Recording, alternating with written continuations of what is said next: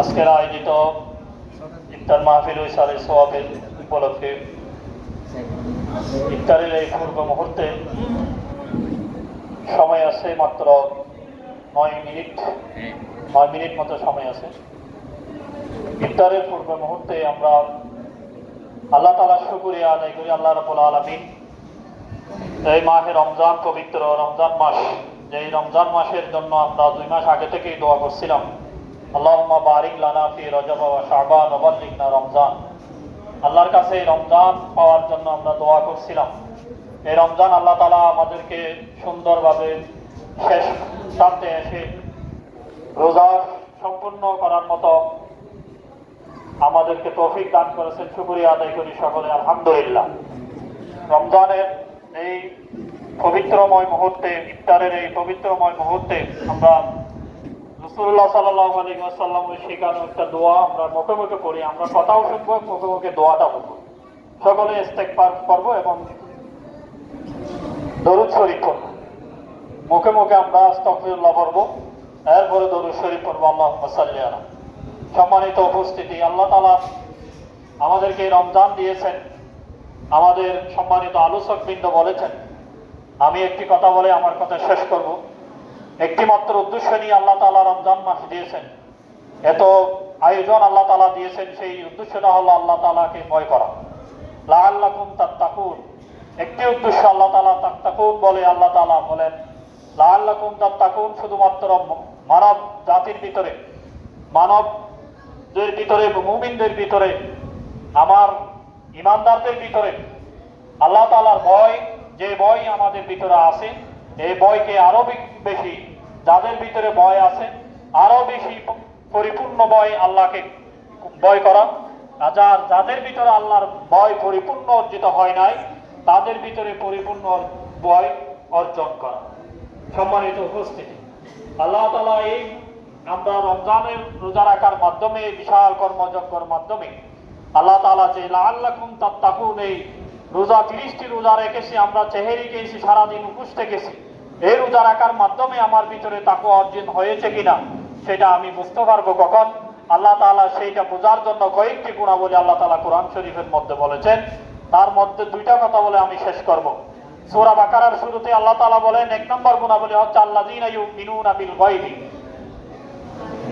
রোজা রাখার মাধ্যমে তাকওয়া অর্জন হয়েছে, রোজা রাখার মাধ্যমে তাকওয়া অর্জিত হয়েছে সেই মুমিনের ভিতরে, যার ভিতরে আল্লাহ তাআলার ভয়, আল্লাহ তাআলাকে আমরা ঈমানদাররা, আল্লাহ তাআলাকে আমরা বিশ্বাস করেছি। ইউমিনুনা বিল গায়বি উদ্দেশ্যের উপরে আল্লাহকে আমরা বিশ্বাস করি। আল্লাহ তাআলা এই বিশাল সৃষ্টি জগৎ আল্লাহ তাআলা দিয়েছেন, এটা বিশ্বাস করি। পাশাপাশি আল্লাহকে, আল্লাহর বিধানকে, আল্লাহ যে শুধুমাত্র সৃষ্টি করেছেন, সৃষ্টির পাশাপাশি আল্লাহ তাআলা যে বিধান দিয়েছেন, সেই বিধান অনুযায়ী আমাকে জীবন যাপন পরিচালনা করতে হবে। যদি আমার জিন্দগির মধ্যে, হায়াতে জিন্দগি, সকল জীবনের মধ্যে আমার ব্যবসা বাণিজ্য, লেনদেন, চাকরি বাকরি, সমাজনীতি, রাজনীতি, অর্থনীতি, সকল ক্ষেত্রে যদি আমি আল্লাহকে ভয় করে যদি আমি চলতে পারি, সকল ক্ষেত্রে যদি আল্লাহকে ভয় করি, তাহলে আমার ভিতরে রমজানের রোজা রাখার, এই রমজানের রোজা আমার ভিতরে কাজ দিয়েছে।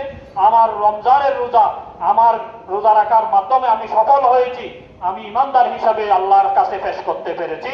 যদি আমি আল্লাহকে সকল ক্ষেত্রে মানতে পারি, সকল বিধান ক্ষেত্রে, সকল ক্ষেত্রে যদি আমি আল্লাহকে মানতে পারি। এরপরে 2 নম্বর গুণাবলী হচ্ছে আল্লাযীনা ইউমিনুনা বিল গায়বি ওয়া ইউকিমুনাস সালাতা। 2 নম্বর গুণাবলী হচ্ছে এই রমজানের মাধ্যমে তাকওয়া অর্জন হয়েছে এইরকম মানুষের দ্বিতীয় গুণাবলী হচ্ছে নামাজ কায়েমকারী। সেই মানুষটি যার ভিতরে তাকওয়া অর্জিত হয়েছে, সেই জীবনের নামাজ কায়েম করে। মুফাসসিরে কেরাম নামাজ কায়েমের 2টি ব্যাখ্যা করেছেন। একটি ব্যাখ্যা হলো আমরা নামাজ নিজে পড়বো, নিজে পড়ার মধ্যে নামাজকে সহি শুদ্ধভাবে পড়বো, রুকু সিজদা ঠিকমতো করবো। আল্লাযীনা হুম ফি সালাতিহিম খাশিউন। আল্লাহ তাআলা, আল্লাহ রাসূল সাল্লাল্লাহু আলাইহি ওয়াসাল্লাম বলেন, আপনি নামাজ এভাবে পড়েন যে আপনাকে আল্লাহ দেখতেছে, আপনি আল্লাহকে দেখতেছেন, এভাবে নামাজ আদায় করেন। যদি এভাবে নামাজ আদায় করতে পারেন, তাহলে আপনার নামাজ কায়েমের একটি অর্থ হলো, মুফাসসিরে কেরামের একটি অর্থ হলো আপনার নামাজ কায়েম হয়ে যাবে।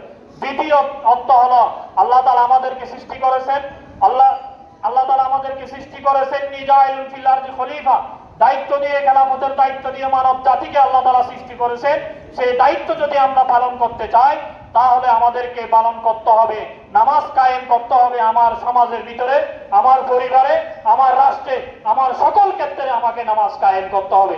আল্লাহ তাআলার সেই দায়িত্ব। আল্লাহ তাআলা বলেন, আল্লাযীনা মাক্কান্নাহুম ফিল আরদ আকামাস সালাতা ওয়া আতাস যাকাত।